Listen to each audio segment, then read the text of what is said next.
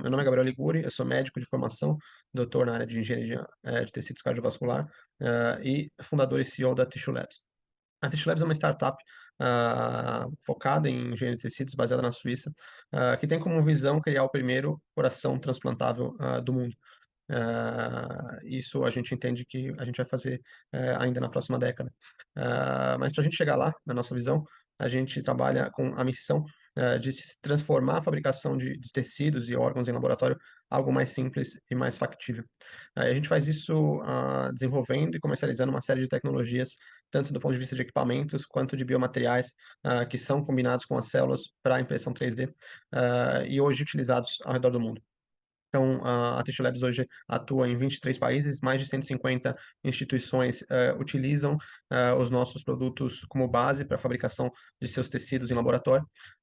E hoje eu vou exatamente discorrer um pouquinho com vocês sobre esse tipo de tecnologia e como a gente tem utilizado ela.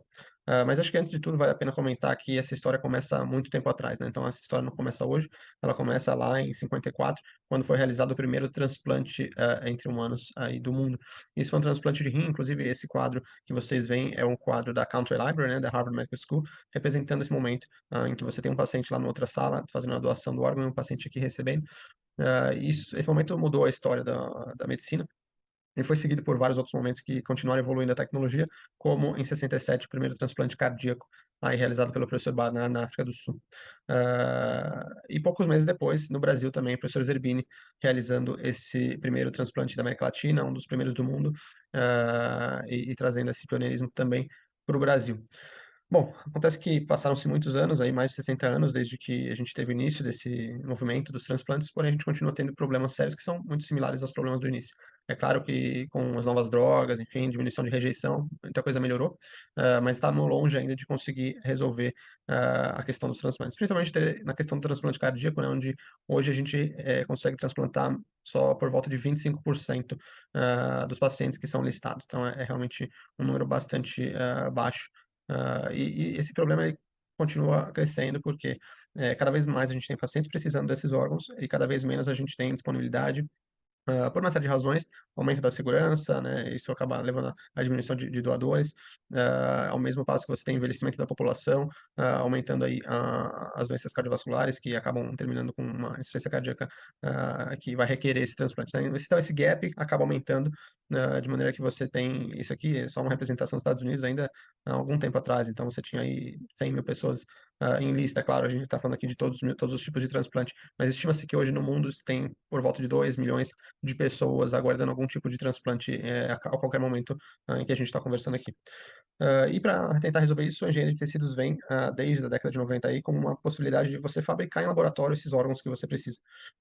Isso tudo começou na década de 90 com, talvez vocês conheçam, o ear mouse, então aquele ratinho que foi colocado, né, um scaffold no formato de uma orelha no subcutâneo das suas costas, criando assim a primeira orelha fabricada em laboratório há um bom tempo atrás. Eu ainda era criança, mas eu lembro da notícia no Jornal Nacional quando os cientistas fizeram esse feito. Hoje parece algo muito simples.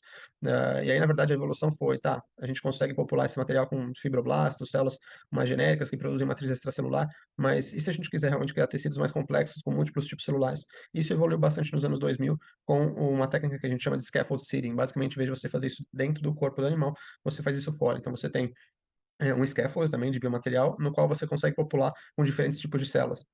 Não só células fibroblastos, enfim, mas sim, você pode pôr aqui células cardíacas, células vasculares, todos os tipos de células, criando tecidos um pouquinho mais complexos. Porém, você ainda tem limitações do modo como você consegue alocar essas células dentro do material.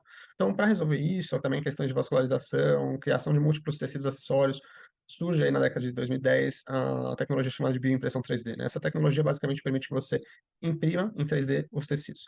E como que ela funciona? Basicamente, ela funciona muito parecido com a impressão 3D convencional, ou seja, você tem uma impressora que vai alocar nos eixos X, Y, Z o material ao longo do tempo. A diferença é que quando a gente imprime plástico, o material é o plástico. Quando a gente imprime tecidos, o material aqui é uma combinação de biomateriais com células que a gente chama de biotinta. Essas biotintas, elas podem ser de diversos tipos, dependendo do tipo de órgão que você quer fabricar. E o grande desafio da tecnologia é exatamente a otimização dessas biotintas e a interação dessas células com essas biotintas. Eu vou passar rapidamente aqui sobre como que é essa tecnologia de bioprinting, para vocês entenderem do que eu estou falando, mas basicamente são três principais tecnologias, uma que a gente chama de droplet-based, né, então de gotejamento, uma outra que é a de extrusão e finalmente uma que a gente chama de estereolitografia. A droplet-based, né, é na verdade a primeira tecnologia de bioimpressão que surgiu ainda em 1988, na época ela chamava de cytoscripts, porque basicamente não era 3D, era 2D. O que que o pesquisador aqui fez? Ele pegou um cartucho da HP, ele tirou a tinta, colocou células com um biomaterial de fibronectina e imprimiu em cima de uma plataforma, como se fosse um papel, escrito lá, fibronectina, e aí ele conseguiu ver no microscópio as células vivas ainda irradiando, né, a proteína que marcava na microscopia, mostrando que você tinha viabilidade celular depois desse processo de impressão. Em 2003, um outro pesquisador resolveu colocar um eixo adicional nessa brincadeira aí, criou o que realmente é a bioimpressão 3D. Então, além de fazer esse cytoscript em 2D, ele colocou eixo Z. Então, você faz isso e depois você sobe e faz em outra camada, sobe e faz em outra camada. Então, essa tecnologia foi a que, na verdade, começou a bioimpressão 3D, mas ela não é mais usada hoje, não é a mais usada. Ainda tem alguns grupos que usam, mas ela não é mais usada. A mais usada é o que a gente chama de bioimpressão por extrusão, tá? Então, eu vou deixar rodando esse videozinho aqui para vocês terem uma ideia mais ou menos como funciona. Mas a extrusão significa que você vai ter uma seringa. Essa seringa pode estar ligada ou num sistema pneumático de pressão, ou ela pode estar ligada num pistão, ou ela pode estar ligada num parafuso. Independente de qual sistema que a gente está usando aqui, o funcionamento basicamente funciona da seguinte maneira: você tem o material junto com as células, então vocês têm aqui na imagem, né, esses pontinhos seriam como se fossem as células, esse material um junto com o outro, e a pressão, seja a pressão do ar, seja do pistão, ou seja do parafuso, vai empurrar esse material, criando como se fossem filamentos de hidrogéis com as células. Esses filamentos vão ser, então, posicionados no formato tridimensional que você deseja, e esse objeto vai ser criado em diversas dimensões. Deixa eu ver aqui só que o videozinho. Agora sim. Então, basicamente, aqui é só para mostrar para vocês essa questão, né, que você tem as diferentes camadas sendo impressas uma sobre a outra, basicamente pela extrusão desse material. E o que que acontece é que a tecnologia de extrusão de biomateriais, ela permite você evoluir em outras tecnologias, como, por exemplo, o que a gente chama de impressão por fresh. O que que é isso? Imagina que você quer construir objetos bem complexos, como o próprio coração ou como uma questão de vascularização. Os hidrogéis, quando a gente está imprimindo, eles são muito moles, né? Então, eles são líquidos viscosos. Para você conseguir manter eles estáveis durante um tempo, você precisa que um outro gel, como se fosse uma gelatina, funcione como um suporte para que esse gel de interesse que contém as células possa ser impresso no formato tridimensional que você depois possa utilizar. E aí, quando você tem esse suporte, você pode mover esse objeto impresso depois para, por exemplo, uma incubadora, caso seja um material de reticulação por temperatura, ou você pode expor para ultravioleta, caso seja um material que vai reticular com luz ultravioleta, ou você pode colocar num banho de cálcio, por exemplo, se é um material que reticula ionicamente. Então, o próprio banho de suporte pode conter cálcio, que vai reticular esse material. Independente de como seja isso, o que você tem aqui é uma plataforma que permite você criar tecidos muito complexos, porque como você tem o suporte desse gel, como se fosse uma gelatina, você consegue criar hanging parts, ou seja, partes que ficam suspensas, partes ocas, enfim, isso é muito interessante, principalmente para o tecido cardiovascular. E aqui eu vou mostrar alguns exemplos. Então, você tem, por exemplo, nessa publicação, a impressão de válvulas cardíacas, que são extremamente complexas, utilizando colágeno como uma base, e a impressão utilizando a técnica de Fresh. Isso também pode ser feito para imprimir o próprio formato completo do coração. Então, aqui vocês podem ver um coração tamanho real. É claro que aqui é só a parte de biomaterial, não contém as células. Isso aqui é só é um demonstrativo da tecnologia, e você consegue ver a complexidade que você alcança dentro, né, do tecido. Então, com as próprias válvulas, com a marcação da musculatura cardíaca, isso seja numa escala pequena, como esse trabalho, ou seja numa escala real, como esse daqui. É claro que o desafio não está aqui só, o desafio está em realmente ter as células funcionando em colaboração com esses biomateriais. Além disso, existe uma tecnologia derivada da extrusão, que é a bioimpressão coaxial. Eu faço aqui um parênteses, porque isso não é muito para a impressão do coração em si, mas é importante para a impressão, por exemplo, de enxertos vasculares. Nesse caso, você tem dois materiais, um saindo por fora, um saindo por dentro, de maneira que você pode utilizar materiais de sacrifício no interior e formar túbulos, né? Então, estruturas tubulares que podem ser utilizadas para você imprimir como se fossem vasos. Inclusive, isso já foi feito em escala em vivo, né, em animais, em que realmente foi impresso aí esses túbulos com células musculares lisas ao redor e populadas com células endoteliais dentro, implementados aí na aorta, implantados na aorta desses ratinhos para funcionar como um substituto aórtico e demonstrando a viabilidade desse procedimento, né, desses enxertos, e também a endotelização dos mesmos. E aqui eu vou falar bem rapidamente dessa tecnologia que a gente chama de estereolitografia, porque ela não é tão interessante para construtos cardíacos, mas ela pode ser muito interessante para scaffolds, tecidos, por exemplo, de osso, cartilagem, porque ela permite você criar estruturas que são de alta dureza, né, um stiffness que a gente chama alto. Basicamente, ela funciona da seguinte maneira: você tem uma luz irradiando através de uma máscara e essa máscara abre e fecha no formato pré-determinado pelo modelo 3D.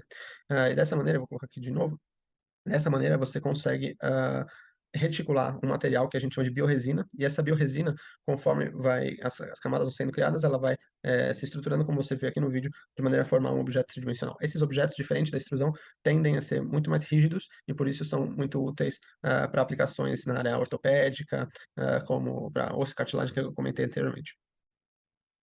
Então, aqui é um rápido comparativo das diferentes técnicas, né? Mas o que acho que vale ressaltar, que é o mais importante, é que a técnica que realmente tem ido para frente, tem se mostrado a mais interessante para a impressão de tecidos cardiovasculares, principalmente, é a extrusão, tá? Porque ela te dá muita flexibilidade, ela é mais barata, ela é mais rápida, as propriedades mecânicas não são ruins, são boas. O limitante seria a resolução, que é uma resolução máxima de uns 100 micrômetros com essa tecnologia, mas que para tecidos cardiovasculares, de maneira geral, é mais do que suficiente.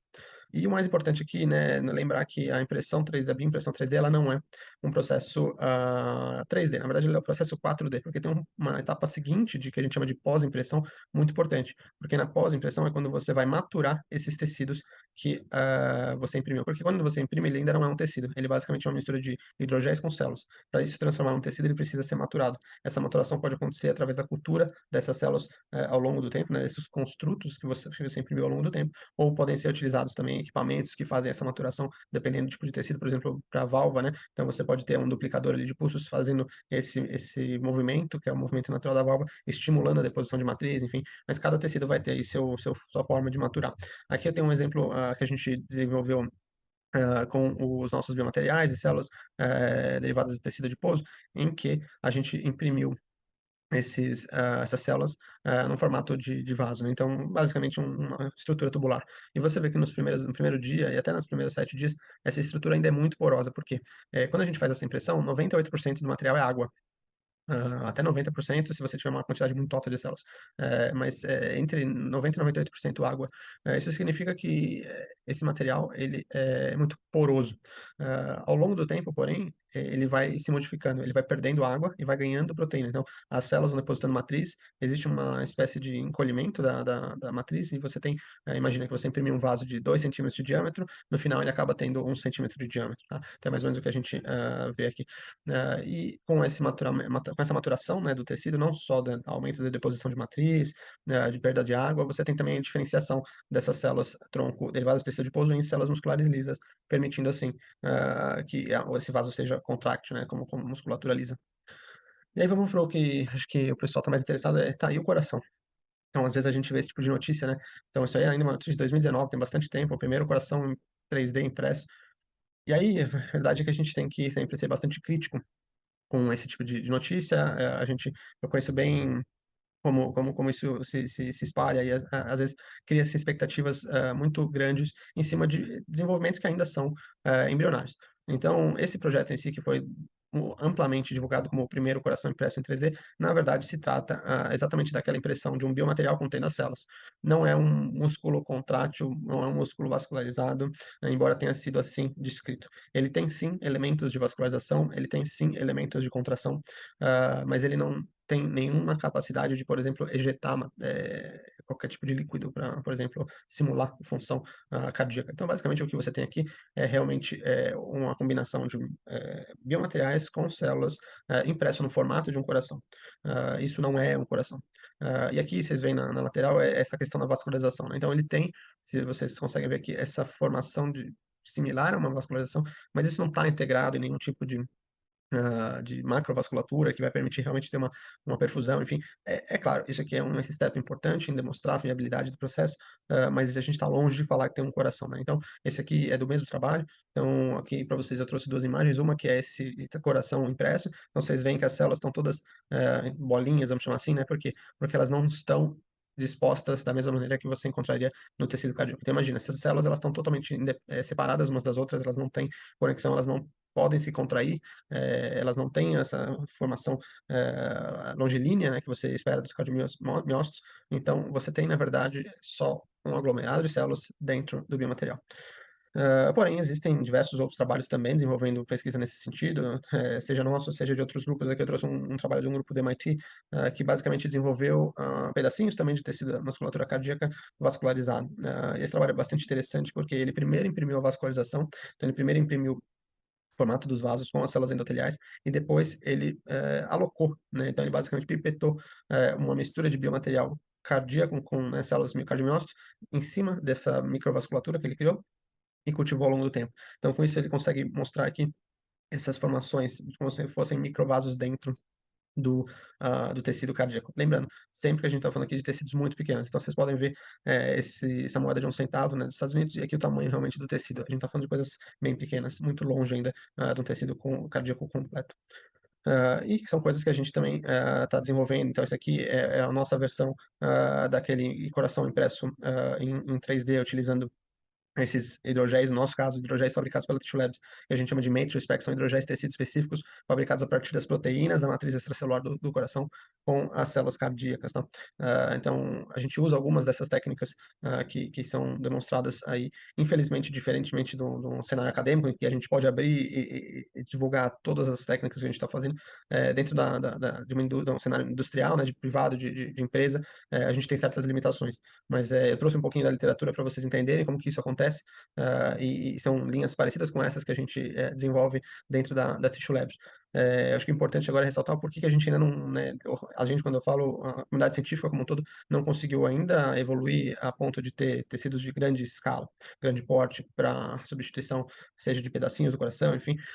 Acho que assim, os pontos principais são biomaterial. Acho que esse é o primeiro ponto que todo mundo acaba, né, a comunidade científica como um todo acabou correndo atrás, incluindo a gente.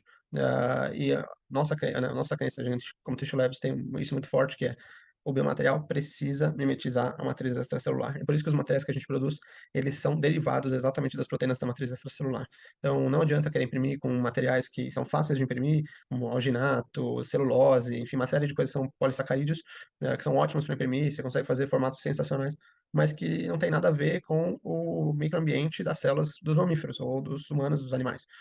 Então a gente aposta muito em biomateriais derivados de proteína e não derivados, por exemplo, de polissacarídeos, que ainda são um dos materiais mais utilizados em bioimpressão.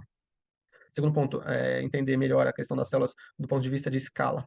Então, uma coisa, para vocês terem uma ideia, quando a gente faz cultivo de células em laboratório, a gente dificilmente está ao mesmo tempo trabalhando com mais do que 20, 30, 50 milhões de células ao mesmo tempo, porque isso ocupa um super espaço, dá bastante trabalho, você tem que trocar meio de cultura todos os dias.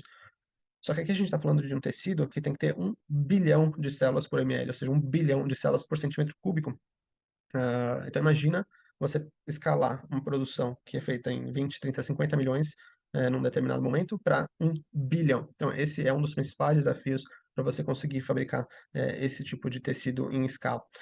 Além do que, essas células têm que ser originárias do que a gente chama de iPSCs, né? Então células tronco pluripotentes induzidas, e essas células são extremamente caras, extremamente difíceis de se conseguir, de se fazer. Então esse é um dos principais gargalos tecnológicos que a gente tem hoje. Além disso, a questão de você conseguir imprimir tecidos morfofuncionais de uma maneira adequada, então imagina no coração. O coração depende do formato. Então não adianta eu ter um pedacinho de músculo contraindo. O que que ele vai fazer? Não vai fazer nada. Eu preciso de um coração que esteja formatado exatamente como um coração nativo. Então, ele tem que ter aquela estrutura que vai levar o vetor resultante, né, da ejeção do sangue ser exatamente aquele que você encontra no tecido cardíaco. Então, isso significa que todas as fibras precisam estar alinhadas da mesma forma que você tem alinhamento das fibras no coração. Isso é extremamente complexo, porque quando você está imprimindo, você não consegue você não consegue definir o posicionamento dessas células. Você consegue alocar, escolher o local onde elas vão estar, mas você não consegue garantir que elas vão alinhar, por exemplo. Então, tem várias tecnologias que a gente está desenvolvendo exatamente focado nisso, em alinhamento de materiais, para que você possa, de materiais e das células, para que você possa criar estruturas que têm essa formatação do músculo cardíaco. E é exatamente por isso que naquele coração de Israel, vocês veem que as células estão basicamente ali posicionadas como se fossem bolinhas, porque não é possível ainda hoje você conseguir alinhar elas como você tem no tecido nativo. E finalmente a parte de microvascularização, todo mundo fala muito disso, mas Eu considero que isso não é tão complexo. As células endoteliais têm uma tendência muito forte de se transformarem em redes microvasculares automaticamente, então self-assembling. Eu acho que se você consegue resolver os problemas anteriores, esse problema acaba sendo menor. Acho que o mais importante é que essa microvascularização esteja alinhada e alocada na macrovascularização, porque caso contrário não adianta nada você ter um monte de microvasos ali que não vão ser perfundidos, né? Então, acho que isso aqui é o que eu consigo falar para vocês em 20 minutos. A gente pode estender essa conversa, vocês podem me escrever, vocês podem seguir a Tissue Labs, e eu tenho o maior prazer de discutir possibilidades futuras, colaborações, enfim, para que a gente continue nesse path de fabricação de tecidos até que a gente possa chegar em tecidos complexos e de grande porte, como o coração. Então é isso, mais uma vez obrigado e um forte abraço para todo mundo.